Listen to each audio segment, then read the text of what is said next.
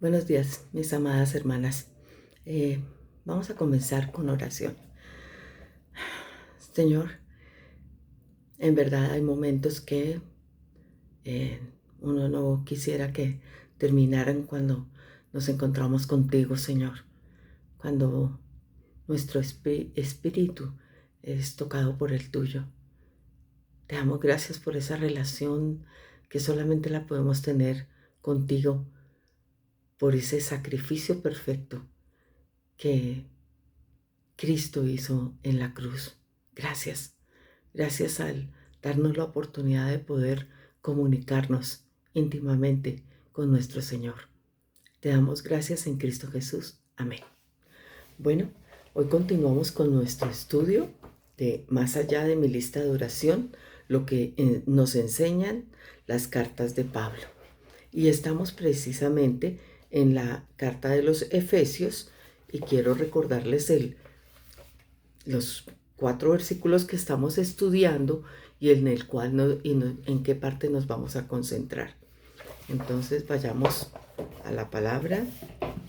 Prefiero siempre leer nuestra versión Reina Valera porque es usualmente la Biblia que usamos todas nosotras, con algunas excepciones. Entonces dice así la palabra en Efesios 1 del 15 al 19. Por esta causa, también yo, habiendo oído de vuestra fe en el Señor Jesús y de vuestro amor para con todos los santos, no ceso de dar gracias por vosotros, haciendo memoria de vosotros en mis oraciones. ¿Para qué? Para que el Dios de nuestro Señor Jesucristo, el Padre de gloria, os dé espíritu de sabiduría y de revelación en el conocimiento de Él, alumbrando los ojos de vuestro entendimiento, para que sepáis cuál es la esperanza a que Él os ha llamado y cuáles las riquezas de la gloria de su herencia en los santos, y cuál la supereminente grandeza de su poder para con nosotros los que creemos según la operación del poder de su fuerza. Bueno, la semana pasada estuvimos viendo específicamente Pablo ora eh, porque sean alumbrados eh, los ojos del entendimiento de aquellos hombres en Éfeso. Pero esta oración es aplicable hoy en día para nosotros. Eso es lo que necesitamos. Por consiguiente, vamos a comenzar en la página 39, donde dice, perdón, en la página 39, sí.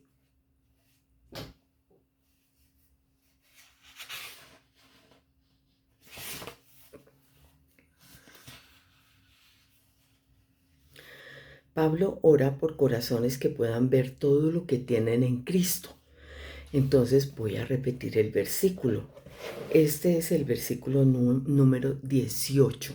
Alumbrando los ojos de vuestro entendimiento para que sepáis cuál es la esperanza a que Él os ha llamado y cuáles las riquezas de la gloria de su herencia en los santos. La oración de Pablo continúa y ahora pide a Dios que los ojos del corazón de sus lectores sean iluminados. Cuando habla del corazón, se está refiriendo a la centralidad de nuestra persona, nuestra mente y nuestro entendimiento con sentimientos. El apóstol usa esta frase metafórica para pedir que haya en los efesios una comprensión clara de las bendiciones que ahora tienen en Cristo, todas las que ya había descrito en los primeros 14 versículos de la carta.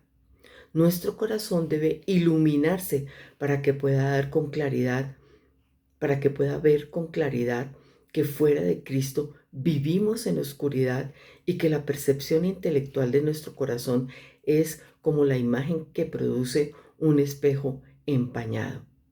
¿En qué sentido empañado? Está cubierto, oscurecido y borroso, producto del pecado, las malas experiencias, nuestros perjuicios y nuestros prejuicios, criterios humanos cerrados y muchas de las mentiras que nos hemos creído. Todo eso nos hace ver la realidad oscura y borrosa. Y ella cuenta una historia sobre cómo en algún momento ella tuvo una visión equivocada eh, en el espejo retrovisor de su automóvil. Pero vámonos directamente a esto de que qué significa.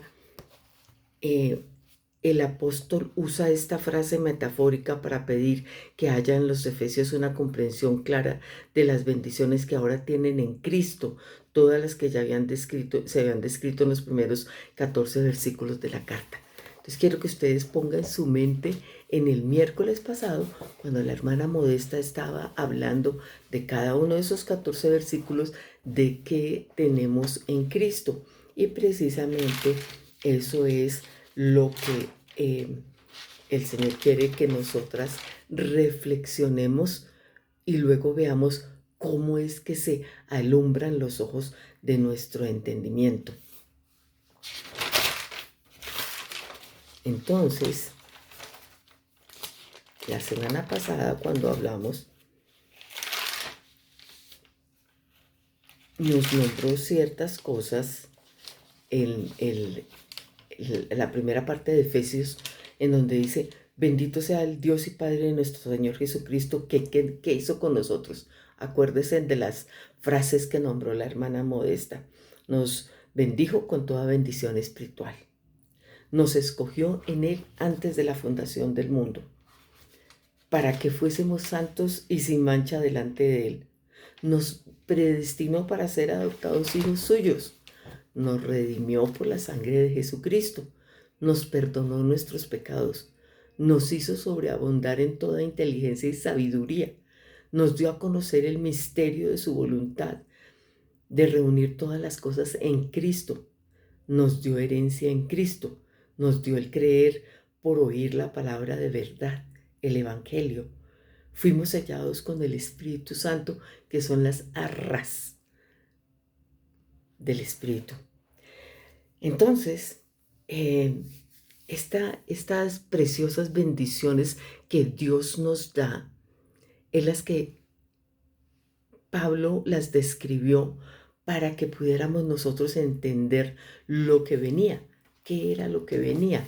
Entonces, estoy mirando un comentario y dice así: los hebreos, griegos y otros antiguos consideraban que el corazón se consideraba como la sede de la mente y la voluntad, y se podían enseñar cosas que el cerebro nunca podría reconocer.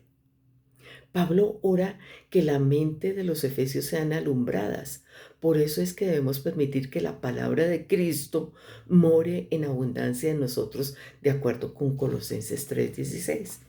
Cuando el Espíritu Santo obra en la mente del creyente, la enriquece para que entienda las verdades divinas, que son profundas e insondables, y luego relaciona esa verdad con la vida, incluso aquellos aspectos de la vida que incluyen nuestras emociones. Y nos vamos a ir a un momento en que tiene Jesús con sus apóstoles eh, inmediatamente después de la resurrección. Mientras Jesús hablaba con dos de sus discípulos en el camino a Emaús, sus corazones, eh, ¿qué les pasó a sus corazones? Vayámonos a Lucas 24. Lucas 24.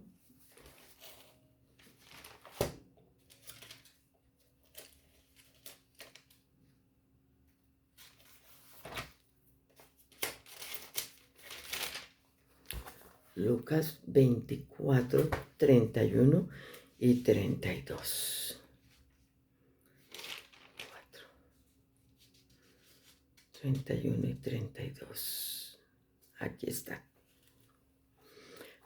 El título de esta porción de la palabra es En el camino a Emaús.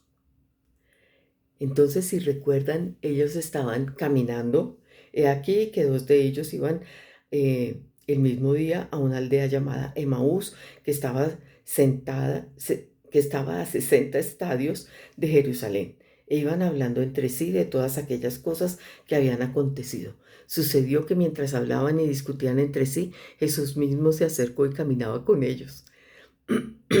Mas los ojos de ellos estaban velados para que no le conociesen. Y les dijo: ¿Qué pláticas son estas que tenéis entre vosotros mientras camináis, y por qué estáis tristes? Respondiendo uno de ellos, que se llamaba Cleofas, le dijo: ¿Eres tú el único forastero en Jerusalén que no has sabido las cosas que en ella han acontecido en estos días? Entonces él les dijo: ¿Qué cosas? Y ellos le dijeron: de Jesús de Nazareno, que fue varón profeta, poderoso en obra y en palabra delante de Dios y de todo el pueblo, y cómo le entregaron los principales sacerdotes y nuestros gobernantes a sentencia de muerte y le crucificaron.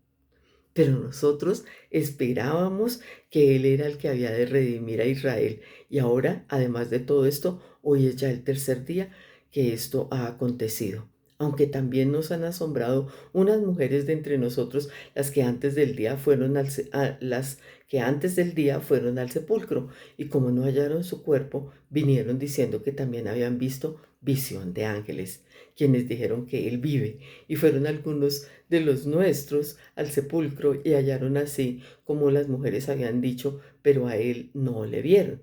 Entonces Él les dijo: oh insensatos y tardos de corazón, para creer todo lo que los profetas han dicho, ¿no es necesario que el Cristo padeciera estas cosas y que entrara en su gloria? Y comenzando desde Moisés y siguiendo por todos los profetas, les declaraba todas las escrituras lo que de él decían. Llegaron a la aldea a donde iban, y él hizo como que iba más lejos. Mas ellos le obligaron a quedarse, diciendo: quédate con nosotros, porque se hace tarde y el día ya ha declinado. Entró pues a quedarse con ellos, y aconteció que, estando sentado con ellos a la mesa, tomó el pan y lo bendijo y lo partió y les dio. Entonces les fueron abiertos los ojos y le reconocieron, mas él se desapareció de su vista. Y se decían el uno al otro: ¿no ardía nuestro corazón en nosotros mientras nos hablaba en el camino y cuando nos abría las escrituras? Le permitió que sus ojos fueran abiertos a la verdad, y ellos sintieron en su corazón, ya habían sentido que Él era, pero no lo habían reconocido, tenían vendados sus ojos. Ojalá que no nos pase como los apóstoles, que dejemos que nuestros ojos estén vendados porque no nos acercamos a Él y tenemos ese momento de cercanía con Él, su espíritu y el mío tocándose, como dice la canción que me gusta mucho, que dice así: hay momentos que no deberían terminar, hay segundos que tendrían que ser eternidad, cuando tu espíritu, Señor, se toca con el mío y mi corazón estalla en adoración. Te amo, mi Señor, se acaban las palabras, solo me queda mi alma para cantarte. Te adoro, mi Señor, no hay nada alrededor, solo estamos tú y yo, solo estamos tú y yo. Eso es lo que el apóstol Pablo oraba por sus hermanos de Éfeso, que ellos pudieran tener esa intimidad para que sus ojos alumbraran al entendimiento de lo que es todas esas bendiciones espirituales en Cristo que Él nos dio, y cómo podríamos tener una relación más estrecha con Él.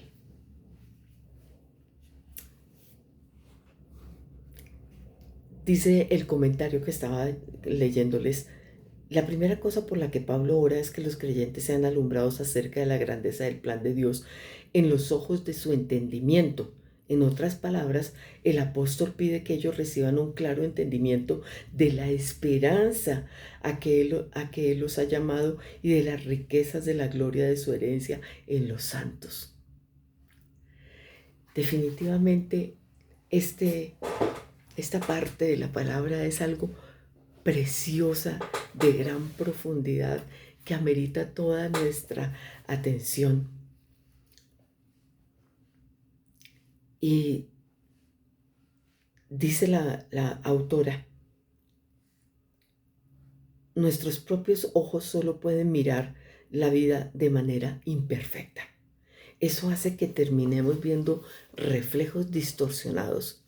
Por eso necesitamos orar para que el Señor ilumine los ojos de nuestro entendimiento, de nuestro corazón.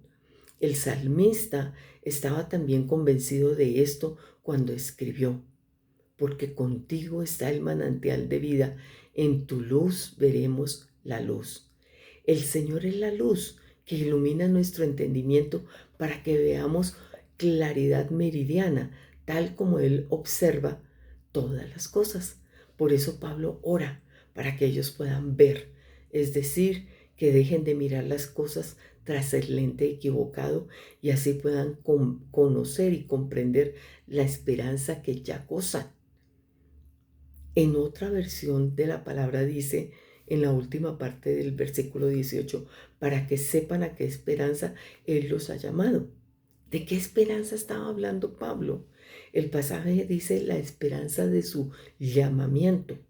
Los llamados son aquellos que han alcanzado la salvación y que guardan o esperan esa parte de la obra de salvación que será completada en el futuro cuando estemos para siempre con Cristo. Y allí estamos nosotras. Por la misericordia y la gracia de Dios estamos incluidas en este párrafo. Compartiremos la gloria de Dios gracias a la obra de Cristo, tal y como Pablo escribe a los cristianos de Colosas. Cuando Cristo, nuestra vida, sea manifestado, entonces ustedes también serán manifestados con Él en gloria. Colosenses 3:4. Cuando la Biblia, específicamente el Nuevo Testamento, nos habla de esperanza, no se refiere simplemente a un deseo de que todo salga bien o al cumplimiento de anhelos según los términos humanos. La esperanza bíblica es la convicción de que Dios cumplirá lo que en Cristo ha prometido a los suyos. La convicción de Pablo en cuanto a la esperanza de los creyentes es tal que afirma que ya está reservada para nosotros en los cielos. Colosenses 1:5. Colosenses 1:5.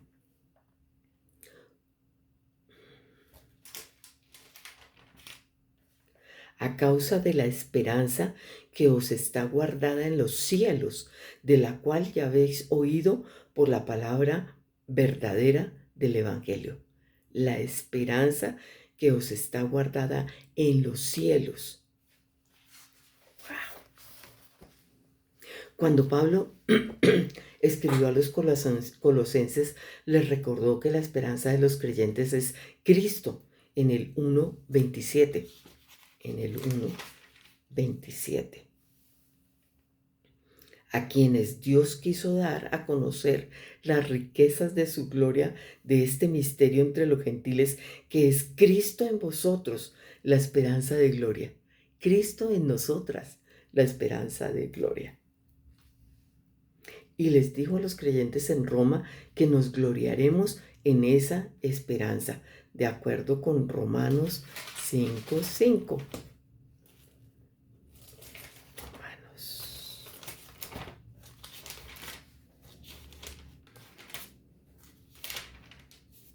5:5. Y la esperanza no avergüenza, porque el amor de Dios ha sido derramado en nuestros corazones por el Espíritu Santo que nos fue dado. Nuestra esperanza es futura, eterna e inconmovible. Nuestra esperanza descansa en la salvación que hemos recibido por gracia a través de la obra de Jesucristo. No reposa en nada que hayamos hecho ni que podamos hacer. Nuestra esperanza está en lo que ya hizo Cristo.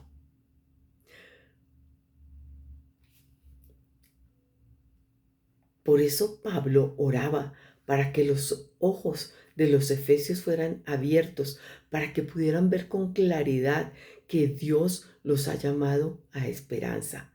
Nosotras debemos seguir el ejemplo de Pablo y también debemos orar para que la luz del Señor ilumine nuestro corazón y podamos ver más allá de las circunstancias, así sean las más difíciles y del mundo que nos rodea. Necesitamos orar para que nuestro corazón recuerde que la esperanza del cristiano descansa en Cristo y en una eternidad con Él, cuando estaremos cara a cara con Él. Eso me recuerda a otra canción que no recuerdo ahorita el título exacto, pero que dice que cómo estará de feliz cuando aquel día en que esté frente a Cristo, arrodillado ante Él, una vez que uno muera. ¿Cómo será ese momento? ¿Cómo será ese momento? No se lo puede uno imaginar. Entonces, oremos para que el Señor nos abra los ojos de nuestro entendimiento, no humano, sino ese que está dentro de nosotros, espiritual. Bueno, nos hablamos el miércoles. Las quiero mucho. Nuevamente las abrazo desde acá. Me hacen falta. Ayer cuando estaba en la adoración, cerraba mis ojos y pensaba si estuviera esa iglesia donde estamos llena de cada una de las mujeres que el Señor puso en mi camino allá en Avondale. Qué precioso, qué precioso. Cantábamos canciones que hemos cantado allá y le doy gracias a Dios por ese cuerpo de Cristo extendido por todo el mundo, que donde vayamos está el amor entre hermanos y el poder adorar al Señor, aún ustedes estén en Avondale y nosotros aquí en Colombia. Las amamos y las amo. Buen día.